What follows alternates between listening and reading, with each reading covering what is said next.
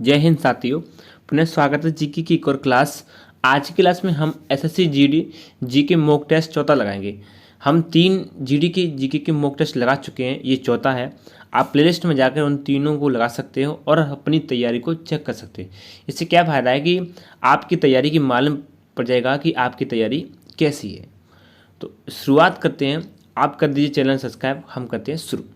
पहला प्रश्न देखते हैं, राष्ट्रीय बैडमिंटन चैंपियनशिप 2019 कहाँ आयोजित की गई थी।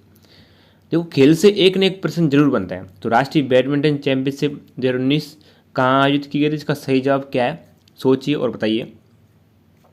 तो इसका सही जवाब है यानी ऑप्शन सी, गुवाहाटी में की गई थी राष्ट्रीय चैंपियनशिप 2019।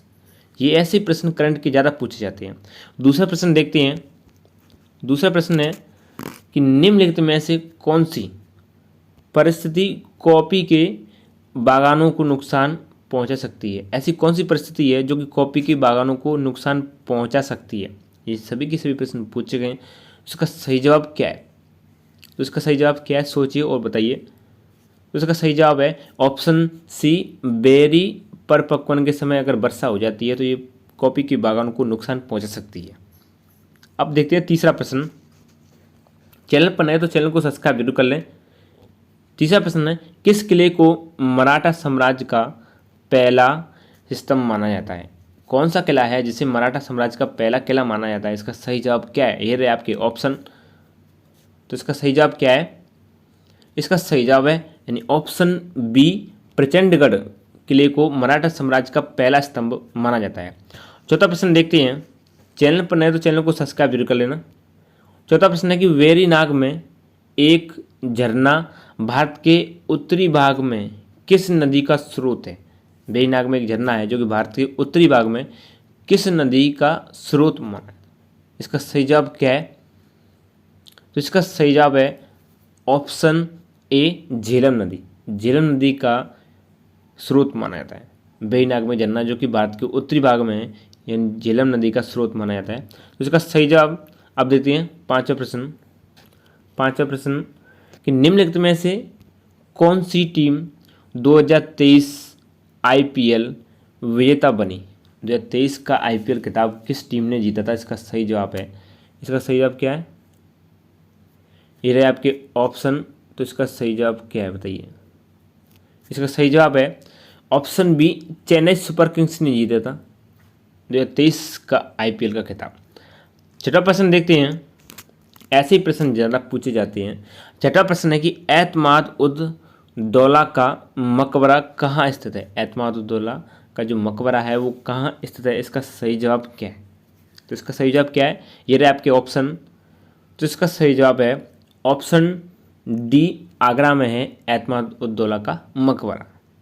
सातवां प्रश्न देखते हैं। सातवां प्रश्न है कि तेंग बोचे मठ किस देश में या भारत के किस राज्य में स्थित है। तेंग बोचे मठ, इसका सही जवाब क्या है, इसका सही जवाब क्या है, ये रहा आपके ऑप्शन। तो इसका सही जवाब है ये स्थित है नेपाल में। कहाँ पर है, नेपाल में स्थित है। अब देखते हैं आठवां प्रश्न। आठवां प्रश्न है कि हड़प्पा लिपि के 10 बड़े आकार के संकेतों से युक्त शिलालेख कहाँ पाया गया है। इसका सही जवाब क्या है, इसका सही जवाब क्या है, हड़प्पा लिपि के 10 बड़े आकार के संकेतों से युक्त शिलालेख पाया गया है। इसका सही जवाब है ऑप्शन बी, धोलावीरा में। कहाँ, धोलावीरा में। नवा प्रश्न देखते हैं। नवा प्रश्न है, किसी द्रव द्वारा लगाए गए घर्षण बल को क्या विशेष नाम दिया गया है। किसी द्रव द्वारा लगाए गए घर्षण बल को क्या विशेष नाम दिया गया, इसका सही जवाब क्या, आपके ऑप्शन नहीं रहे। तो इसका सही जवाब है ऑप्शन बी, कर्षण। क्या नाम दिया गया, विशेष नाम दिया गया कर्षण। 10वां प्रश्न देखते हैं। 10वां प्रश्न है, गोवा को किस संविधान संशोधन के तहत पूर्ण राज्य का दर्जा दिया गया था। कौन से संविधान संशोधन के तहत, इसका सही जवाब क्या है, सोचिए और बताइए। तो इसका सही जवाब है यानी ऑप्शन बी, 56वां संविधान संशोधन के तहत गोवा को पूर्ण राज्य का दर्जा दिया गया था। अब देखते हैं 11वां वाला प्रश्न। 11 वाला प्रश्न है कि भारत में पूना के मराठा पेशवा बाजीराव द्वितीय और अंग्रेजों के बीच बेसन की संधि किस वर्ष हुई थी? इसका सही जवाब क्या है?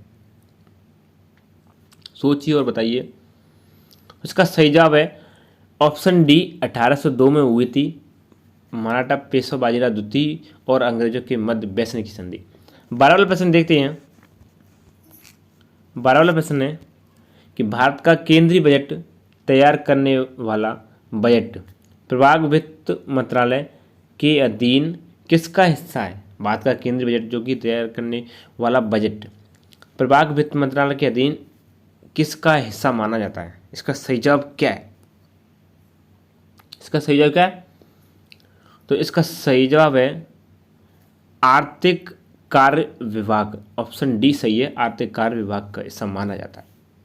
13 वाला प्रश्न देखते हैं। 13 वाला प्रश्न है कि निम्नलिखित में से कौन सा रोग मुख्य रूप से एडीज मच्छरों द्वारा संचित वायरस के कारण होता है? एडीज मच्छरों द्वारा संचित वायरस के कारण होता है कौन सा रोग?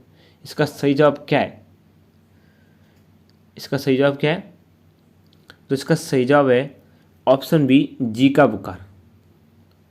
यानी जीका बुखार जो कि एंडी मच्छर द्वारा संचित वायरस के कारण होता है। 14 वाला प्रश्न देखते हैं। 14 वाला प्रश्न है गंगा डॉल्फिन भारतीय वन्य जीव संरक्षण अधिनियम की किस अनुसूची के अंतर्गत सुरक्षित है? गंगा डॉल्फिन है जो कि वन्य जीव संरक्षण अधिनियम की कौन सी अनुसूची के अंतर्गत सुरक्षित मानी जाती है? इसका सही जवाब क्या है? 14 में क्या सही जवाब है?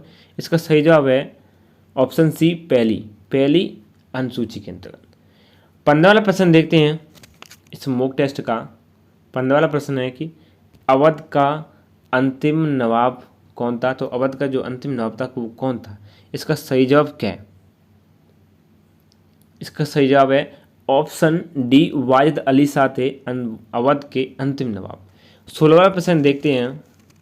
16 वाला प्रश्न है कि 27वां मालाबार युद्ध अभ्यास किन देशों के मध्य हुआ? 27वां मालाबार युद्ध अभ्यास किन देशों के मध्य हुआ था? इसका सही जवाब क्या है? इसका सही जवाब क्या है? इसका सही जवाब है ऑप्शन ए, क्वाड देशों के मध्य हुआ था 27वां मालाबार युद्ध अभ्यास। 17 वाला प्रश्न देखते हैं।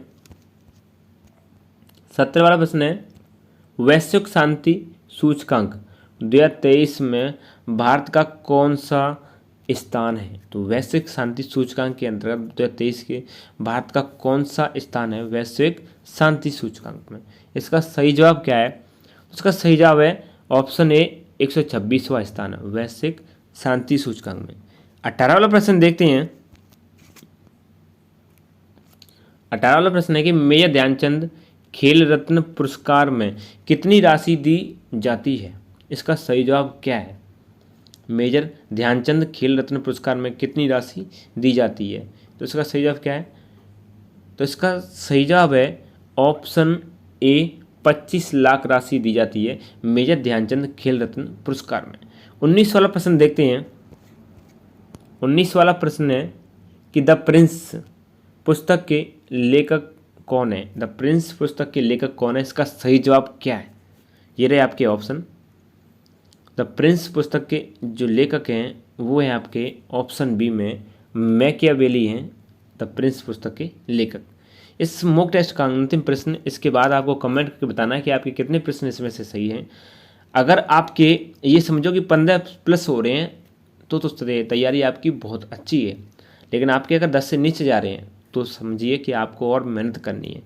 आप देख रहे हैं कि कंपटीशन कितना हाई है, तो उसके हिसाब से आपको जीके में कम से कम 12 से ऊपर ही लाने, प्लस पॉइंट लाने हैं, क्योंकि अगर 12 से नीचे आ रहा है तो आपका जी सिलेक्शन हो ही नहीं सकता है, क्योंकि मैथ रीजनिंग में कर दोगे, हिंदी में कर दोगे, लेकिन इसमें नहीं हो पाएगा। इसलिए कम से कम आपको 20 में से 14 और 13 तो मिनिमम आने ही आने चाहिए। तो इस क्लास का मॉक टेस्ट अंतिम देखते हैं। अंतिम प्रश्न देखते हैं कि अंतिम प्रश्न है कि छऊ किस राज्य का लोक नृत्य है? तो किस राज्य का छऊ लोक नृत्य है? ये आपको आता भी होगा और शायद आपने पढ़ा भी होगा। इसका सही जवाब क्या है?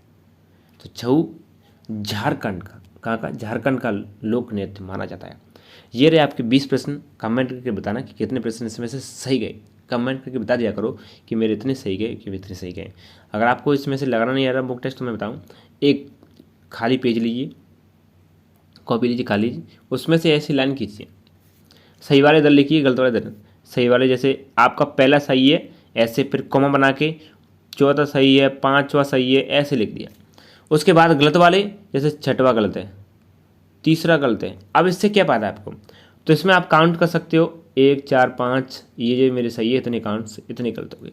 आप ये भी अनुमान लगा सकते हो कि मेरा चौथा सवाल गलत गया है, क्यों गलत गया है, यानी क्या करना है, या मुझे आता नहीं है, मैंने पढ़ा नहीं है।